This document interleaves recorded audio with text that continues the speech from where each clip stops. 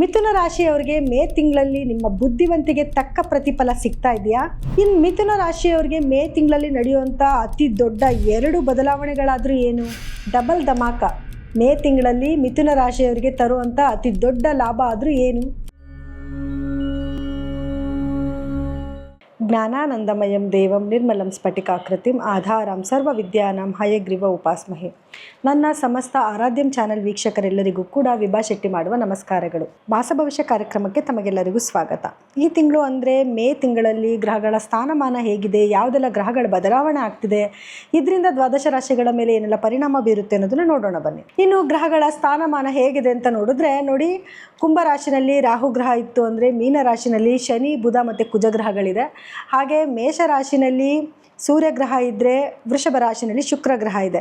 ಹಾಗೆ ಗುರು ಬಂದು ಮಿಥುನದಲ್ಲಿದ್ದು ಇನ್ನು ಸಿಂಹ ರಾಶಿನಲ್ಲಿ ಕೇತು ಗ್ರಹ ಇದೆ. ಆದರೆ ಇದರಲ್ಲಿ ಕೆಲವೊಂದು ಬದಲಾವಣೆ ಆಗ್ತದೆ, ಅಂದರೆ ಸಾಕಷ್ಟು ಗ್ರಹಗಳು ತನ್ನ ಪತನ ಚೇಂಜ್ ಮಾಡ್ತಾ ಇದೆ. ಯಾವ್ಯಾವ ಗ್ರಹಗಳು ಯಾವ ಸಮಯದಲ್ಲಿ ಚೇಂಜ್ ಮಾಡ್ತಿದೆ ಅಂತ ನೋಡಿದ್ರೆ, ಮೊದಲನೇದಾಗಿ ಇದೇ ತಿಂಗಳ 11ನೇ ತಾರೀಕು ಕುಜ ಗ್ರಹವು ಮೀನ ರಾಶಿಯಿಂದ ಮೇಷ ರಾಶಿಗೆ ಅಂದರೆ ತನ್ನ ಸ್ವಂತ ರಾಶಿಗೆ ಪ್ರವೇಶನ ಬೆಳೆಸ್ತಾ ಇದೆ. ಇನ್ನು ಮೇ 14ನೇ ತಾರೀಕು ಶುಕ್ರ ಗ್ರಹ ವೃಷಭ ರಾಶಿಯಿಂದ ಮಿಥುನ ರಾಶಿಗೆ ತನ್ನ ಪತನ ಬದಲಾಯಿಸ್ತಾ ಇದೆ. ಮಿಥುನ ರಾಶಿನಲ್ಲಿ ಆಲ್ರೆಡಿ ಗುರು ಗ್ರಹ ಇದ್ದು ಗುರುನ ಜೊತೆಯಲ್ಲಿ ಶುಕ್ರ ಸೇರ್ಕೊಂತಿದ್ದಾನೆ. ಇದರಿಂದ ಒಂದು ಯೋಗನೇ ಕ್ರಿಯೇಟ್ ಆಗ್ತದೆ. ಇದರ ಜೊತೆಯಲ್ಲಿ 15ನೇ ತಾರೀಕು ಸೂರ್ಯ ಮೇಷ ರಾಶಿಯಿಂದ ವೃಷಭ ರಾಶಿಗೆ ತನ್ನ ಪತನ ಬದಲಾಯಿಸ್ತಾ ಇದ್ದಾನೆ. ಅದೇ 15ನೇ ತಾರೀಕು ಬುಧ ಗ್ರಹ ಕೂಡ ಮೀನ ರಾಶಿಯಿಂದ ಮೇಷ ರಾಶಿಗೆ ತನ್ನ ಪತನ ಬದಲಾಯಿಸ್ತಾ ಇದ್ದಾನೆ. ಹಾಗೂ ಎರಡು ಬಾರಿ ತನ್ನ ಪತನ ಬದಲಾಯಿಸ್ತಾನೆ. ಇನ್ನೊಂದು ಅಂದರೆ 23ನೇ ತಾರೀಕು ಕೂಡ ಮೇಷ ರಾಶಿಯಿಂದ ವೃಷಭ ರಾಶಿಗೂ ಕೂಡ ತನ್ನ ಪತನ ಬದಲಾಯಿಸ್ತಾ ಇದ್ದಾನೆ. ಇನ್ನು ಬುಧ ಗ್ರಹ ಕೂಡ 15ನೇ ತಾರೀಕು ಮೇಷದಿಂದ ವೃಷಭಗೆ ತನ್ನ ಪತನ ಬದಲಾಯಿಸ್ತಾ ಇದ್ರೆ ಇನ್ನೊಂದು ಬಾರಿ ಅಂದರೆ 23ನೇ ತಾರೀಕು ವೃಷಭದಿಂದ ಮಿಥುನ ರಾಶಿಗೂ ಕೂಡ ತನ್ನ ಪತನ ಬದಲಾಯಿಸ್ತಾ ಇದ್ದಾನೆ. ಮಿಥುನ ರಾಶಿಯವರಿಗೆ ಈ ತಿಂಗಳಲ್ಲಿ ಕೆಲವೊಂದು ಯೋಗಗಳ ಬಗ್ಗೆ ನಾನು ಮಾತಾಡಿದೆ. ಸೊ ಏನೆಲ್ಲ ಯೋಗಗಳು ಸಿಗ್ತಾ ಇದೆ ಅಂತಂದರೆ ನೋಡಿ, ಶುಕ್ರ ಗ್ರಹ ಗುರುವಿನ ಜೊತೆಗೆ ಸಂಯೋಗ ಆಗ್ತಿದ್ದಾನೆ. ಸೊ ಇದರಿಂದ ಗಜಲಕ್ಷ್ಮಿ ರಾಜಯೋಗ ಸಿಗ್ತಾ ಇದೆ. ಇದರ ಒಂದು ಬಂಡವಾಳನ ನೀವು ನೋಡ್ಕೋಬಹುದು. ಅಂದರೆ ಹಣಕಾಸಿನ ಅಭಿವೃದ್ಧಿ ಜಾಸ್ತಿ ಆಗುತ್ತೆ. ಯಾರೆಲ್ಲ ಉದ್ಯೋಗಸ್ಥರಿರ್ತೀರಾ ಅವ್ರಿಗೆ ಬಡ್ತಿ ಸಿಗುವಂಥ ಒಂದು ಟೈಮ್, ಅಂದರೆ ಪ್ರಮೋಷನ್ ಆಗುವಂಥ ಒಂದು ಟೈಮ್, ಮತ್ತು ನಿಮಗೆ ಗೌರವ ಜಾಸ್ತಿ ಆಗುತ್ತೆ. ನಿಮ್ಮ ಮಾತಿಗೆ ಬೆಲೆ ಬರುವಂಥ ಒಂದು ಸಮಯ ಕೂಡ ಕ್ರಿಯೇಟ್ ಆಗುತ್ತೆ. ಸೊ ಇಷ್ಟು ದಿವಸಗಳ ಕಾಲ ನಿಮಗೆ ಒಂದಲ್ಲ ಒಂದು ರೀತಿಯಲ್ಲಿ ಕಷ್ಟ ನೋವು ಅನ್ನೋದನ್ನ ಅನುಭವಿಸ್ತಾನೆ ಇದ್ರಿ. ಹಣಕಾಸಿನ ಅಭಿವೃದ್ಧಿ ಇದ್ರೂ ಕೂಡ ಏನಾದರೂ ಒಂದು ನೋವು, ಏನಾದರೂ ಒಂದು ಅವಮಾನ ಆಗ್ತಾನೆ ಇತ್ತು. ಆದರೆ ಇನ್ಮುಂದಕ್ಕೆ ಅದರಲ್ಲಿ ನೀವು ಬದಲಾವಣೆನ ನೋಡ್ಬೋದು. ಯಾಕಂದರೆ ಶುಕ್ರ ಮತ್ತು ಗುರುವಿನ ಸಂಯೋಗದಿಂದ ನಿಮಗೆ ಆ ಲಾಭ ಆಗ್ತದೆ. ಅದರಲ್ಲೂ ನಿಮ್ಮ ಮನೆಯಲ್ಲೇ ಅದು ನಡೀತಾ ಇರೋದ್ರಿಂದ ಅದರಿಂದ ಒಳ್ಳೆ ಬೆನಿಫಿಟ್ಸ್ನ ನೀವು ಈ ತಿಂಗಳಲ್ಲಿ ನೋಡಬಹುದು. ಜೊತೆಗೆ ಬುಧನ ಒಂದು ಸಂಯೋಗ, ಬುಧ ಮತ್ತು ಸೂರ್ಯನ ಒಂದು ಸಂಯೋಗ ಕೂಡ ನಿಮ್ಮ 12ನೇ ಮನೆಯಲ್ಲಿ ನಡೀತಿದೆ. ಸೊ ಕೆಲವೊಂದು ಗೌರ್ಮೆಂಟಿಂದ ಕೆಲವು ಸಮಸ್ಯೆಗಳು ನಿಮಗೆ ಬರಬಹುದು. ನೆಗೆಟಿವಿಟಿ ಅಂತ ನೋಡಕ್ಕೆ ಹೋದಾಗ ಕೆಲವು ಸಮಸ್ಯೆಗಳು ಏನು ಅಂತಂದರೆ, ಯಾರೆಲ್ಲ ಗೌರ್ಮೆಂಟ್ ಉದ್ಯೋಗಿಗಳಿದ್ರೆ ಕೇರ್ಫುಲ್ ಆಗಿರಬೇಕಾಗುತ್ತೆ. ನಿಮ್ಮ ಕೆಲಸಗಳನ್ನ ಬೇಗ ಫಿನಿಶ್ ಮಾಡ್ಕೊಳ್ಳಿ. ಅರ್ಧಂಬರ್ಧ ಕೆಲಸ ಉಳಿಸೋದು, ಇದರಿಂದ ಮೇಲಧಿಕಾರಿಗಳಿಂದ ಸ್ವಲ್ಪ ಕ್ವೈರೀಸ್ ಬರುತ್ತೆ. ಹಾಗಾಗಿ ಕೇರ್ಫುಲ್ ಆಗಿರಿ, ಬೇಗ ಕೆಲಸಗಳನ್ನ ಮುಗಿಸ್ಕೊಳ್ಳಿ.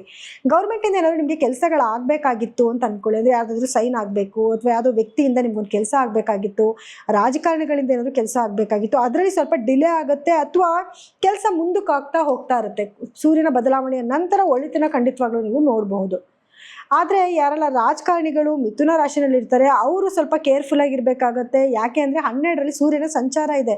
ರಾಜಕಾರಣಿಗಳಿಗಾಗಿರ್ಬೋದು, ಗೌರ್ಮೆಂಟ್ ಉದ್ಯೋಗಿಗಳಾಗಿರ್ಬೋದು, ಸೂರ್ಯನ ಬಲ ತುಂಬ ಇಂಪಾರ್ಟೆಂಟ್ ಆಗಿರುತ್ತೆ. ಸೊ ಹಾಗಾಗಿ ನಿಮಗೆ ಕೆಲಸಗಳಲ್ಲಿ ಸ್ವಲ್ಪ ಹಿನ್ನಡೆ ಆಗುತ್ತೆ. ಅದಕ್ಕೆ ತಕ್ಕ ಪರಿಹಾರಗಳನ್ನ ನೀವು ಮಾಡ್ಕೋಬೇಕಾಗಿ ಬರುತ್ತೆ. ಇನ್ನು ಕುಜನ ಒಂದು ಸಂಚಾರ, ಕುಜ 11ನೇ ಮನೇಲಿ ಕುತ್ಕೊಂಡಿರೋದ್ರಿಂದ ಭೂಮಿಗೆ ಸಂಬಂಧಪಟ್ಟಿರುವಂಥ ವ್ಯವಹಾರಗಳಲ್ಲಿ ಅತ್ಯಂತ ಲಾಭನ ನೋಡುವಂಥ ಒಂದು ಸಮಯ ಆಗಿರುತ್ತೆ. ಸೊ ಈ ಸಮಯದಲ್ಲಿ ಭೂಮಿ ತಗೊಳ್ಳೋದು, ಮಾರಾಟ ಮಾಡುವಂಥದ್ದು, ಅಥವಾ ಮನೆ ತಗೊಳ್ಳುವಂಥದ್ದು, ಅಥವಾ ಮನೇಲಿ ಏನಾದರೂ ದುರಸ್ತಿ ಕಾರ್ಯಗಳಿತ್ತು ಅಂದರೆ ಅದನ್ನು ಕೆಲಸ ಚಲಾವಣೆ ಮಾಡುವಂಥದ್ದು, ಅಥವಾ ಮನೆಗೆ ಹೊಸ ವಸ್ತುಗಳನ್ನ ತೊಗೊಂಡ್ಬರೋದು, ವಾಹನಗಳನ್ನ ಖರೀದಿ ಮಾಡುವಂಥದ್ದು, ಇದೆಲ್ಲದಕ್ಕೂ ಕೂಡ ಅತ್ಯದ್ಭುತವಾದ ಒಂದು ಸಮಯ ಆಗಿರುತ್ತೆ. ಎಸ್ಪೆಷಲಿ ಭೂಮಿಯಿಂದ ನಿಮಗೆ ಲಾಭ ಬರುವಂಥ ಒಂದು ಸಮಯ ಆಗಿರುತ್ತೆ.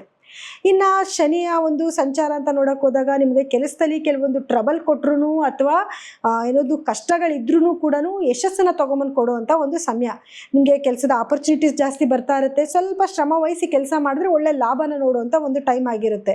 ಇನ್ನು ರಾಹು ಸಂಚಾರ ಅಂತ ನೋಡೋಕೆ ಬಂದಾಗ ರಾಹು ನಿಮಗೆ 9ನೇ ಮನೇಲಿ ಸಂಚಾರ ಮಾಡ್ತಿದ್ದಾನೆ. ತಂದೆ ಆರೋಗ್ಯಕ್ಕೆ ಸ್ವಲ್ಪ ಕೆಡುಕು ಅನ್ನೋದು ಬಿಟ್ಟರೆ ಒಳ್ಳೊಳ್ಳೆ ಆಪರ್ಚುನಿಟೀಸ್ ಬರ್ತಾ ಇದೆ, ಒಳ್ಳೆ ಅದೃಷ್ಟ ಬದಲಾವಣೆ ಆಗ್ತಿದೆ. ಹಣಕಾಸಿನ ಅಭಿವೃದ್ಧಿ ತುಂಬ ಚೆನ್ನಾಗಿದೆ. ಒಂದಲ್ಲ ಒಂದು ರೀತಿಯಿಂದ ಹಣದ ಅರಿವು ಬರ್ತಾನೆ ಇರುತ್ತೆ. ಅಂದರೆ ಕೆಲಸ ಮಾಡಬೇಕು. ಕೆಲವರೆಲ್ಲ ಏನು ಪ್ರಶ್ನೆ ಕೇಳ್ತಾರೆ ಅಂದರೆ, ಅಯ್ಯೋ ಮೇಡಮ್ ನಮ್ಗೆ ಯಾವುದು ದುಡ್ಡೇ ಬಂದಿಲ್ಲ. ದುಡ್ಡು ಬರಲ್ಲ ಅಂತಂದರೆ ನೀವು ಏನೋ ಕೆಲಸ ಮಾಡಿದ್ರೆ ತಾನೇ ದುಡ್ಡು ಬರುತ್ತೆ. ಅಪರ್ಚುನಿಟೀಸ್ ಬರ್ತಾ ಇರುತ್ತೆ. ಅಯ್ಯೋ ನನ್ನಿಂದ ಆಗಲ್ಲ, ನನ್ನ ಕೈಲಿ ಕೆಲಸ ಮಾಡೋಕ್ಕಾಗತ್ತಾ, ಅಯ್ಯೋ ಆ ಕೆಲಸ ಯಾರು ಮಾಡ್ತಾರೆ, ಈ ಥರ ಎಲ್ಲ ಅಂದರೆ ಹಣ ಎಲ್ಲಿಂದ ಬರುತ್ತೆ? ಎಂಥ ಕೆಲಸ ಬಂದರೂ ಕೂಡ ಪ್ರಯತ್ನ ಪಡಬೇಕು. ಪ್ರಯತ್ನ ಪಟ್ಟರೆ ಅಟ್ಲೀಸ್ಟ್ ಅನುಭವನಾದರೂ ಆಗುತ್ತೆ ಅಲ್ವಾ? ಪ್ರಯತ್ನ ಪಟ್ಟರೆ ಖಂಡಿತವಾಗ್ಲೂ ತಕ್ಕ ಫಲ ಖಂಡಿತ ನೋಡ್ತೀರಿ. ಯಾಕಂದರೆ ಇದು ತುಂಬ ಉತ್ತಮವಾದ ಸಮಯ. ಈ ಸಮಯನ ಉಪಯೋಗ ಮಾಡ್ಕೊಳ್ಳಿ. ಆದರೆ ನೋಡಿ, 2ನೇ ಮನೇಲಿ ನಿಮಗೆ 3ನೇ ಮನೇಲಿ ನಿಮಗೆ ಕೇತುವಿನ ಒಂದು ಸಂಚಾರ ಇದೆ. ಸೊ ಹಾಗಾಗಿ ಧೈರ್ಯ ಜಾಸ್ತಿ ನಿಮಗೆ. ಏನು ಕೆಲಸ ಮಾಡೋಕ್ಕೆ ಬಂದರೂ ಕೂಡ ಧೈರ್ಯವಾಗಿ ನಾನು ಮಾಡ್ತೀನಿ ಅನ್ನೋ ಕಾನ್ಫಿಡೆಂಟ್ ಕೂಡ ನಿಮಗೆ ಬರುತ್ತೆ. ಮತ್ತು ಟ್ರಾವೆಲ್ ಮಾಡೋದು, ಯಾವುದಾದ್ರೂ ದೇವಸ್ಥಾನಗಳಿಗೆ ಹೋಗಬೇಕು ಅಂದ್ಕೊಂಡಿರ್ತೀರಾ, ಅದರಲ್ಲೂ ಸ್ಪಿರಿಚುವಲ್ ಟ್ರಾವೆಲ್ ಜಾಸ್ತಿ ಮಾಡೋದು. ಯಾಕಂದರೆ ಅದು ಶಾರ್ಟ್ ಟ್ರಾವೆಲ್ಸು.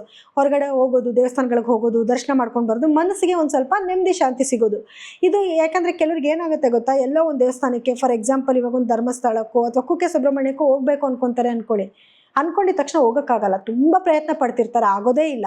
ಬಟ್ ಮಿಥುನ ರಾಶಿಯವ್ರಿಗೆ ಹಂಗಿರೋದಿಲ್ಲ. ನೀವು ಇವತ್ತು ಅನ್ಕೊತಾ ಇದ್ದೀರಾ, ಆಗಲೇ ಮುಂದಿನ ವಾರದಷ್ಟೊತ್ತಿಗೆ ಹೋಗಿ ಬಂದುಬಿಟ್ಟಿರ್ತೀರ.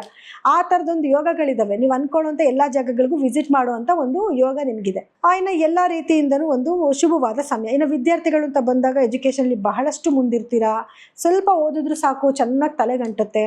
ಇನ್ನು ರೈತರು ಅಂತ ತಗೊಂಡಾಗ ರೈತರಿಗೂ ಅಷ್ಟೇ ತುಂಬ ಅದ್ಭುತವಾದ ಒಂದು ಸಮಯ ಆಗಿರುತ್ತೆ. ಆದರೆ ಗೌರ್ಮೆಂಟಿಂದ ಒಂದು ಏನೋ ಬೆಲೆ ಬರಬೇಕು, ಕೆಲವ್ರದೆಲ್ಲ ಒಂದು ಬೆಂಬಲ ಬೆಲೆ ಕೊಡಿ ಅಂತ, ಅದ್ರಲ್ಲಿ ಸ್ವಲ್ಪ ಹಿನ್ನಡೆ ಆಗುತ್ತೆ. ಅದಕ್ಕಿನ್ನೂ ಸಮಯ ಬರಬೇಕು.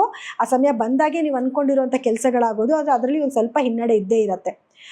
ಇನ್ನು ನಿಮಗೆ ಎಜುಕೇಷನ್ ಹೇಳಿದೆ, ವಿದ್ಯಾರ್ಥಿಗಳಿಗೆ ಎಜುಕೇಷನ್ ಬಹಳಷ್ಟು ಮುಂದಿರ್ತಾರೆ ಅಂತ. ಇನ್ನು ಯಾರೆಲ್ಲ ಮದುವೆ ಹುಡುಕಾಡ್ತಲ್ಲಿದ್ದೀರಾ, ಯಾಕಂದರೆ ಗುರು ಲಗ್ನದಲ್ಲಿ ಸಂಚಾರ ಮಾಡ್ತಿದ್ದಾನೆ, ಯಾರೆಲ್ಲ ಮದುವೆ ಹುಡುಕಾಡ್ತಲ್ಲಿದ್ದೀರಾ ಅವರೆಲ್ಲರಿಗೂ ಕೂಡ ಕಂಕಣ ಬಲ ಕೂಡಿ ಬರುವಂಥ ಒಂದು ಸಮಯ. ಏನೇ ಇದ್ದರೂ ಕೂಡ ಗುರು ಲಗ್ನದಲ್ಲಿ ಇರೋದ್ರಿಂದ ಜನ್ಮ ಗುರು ನರೋ ದುಃಖಂ ಅನ್ನೋ ಥರ ಸಣ್ಣ ಪುಟ್ಟ ತೊಡಕುಗಳು, ತೊಂದರೆಗಳು ಇದ್ದೇ ಇರುತ್ತೆ.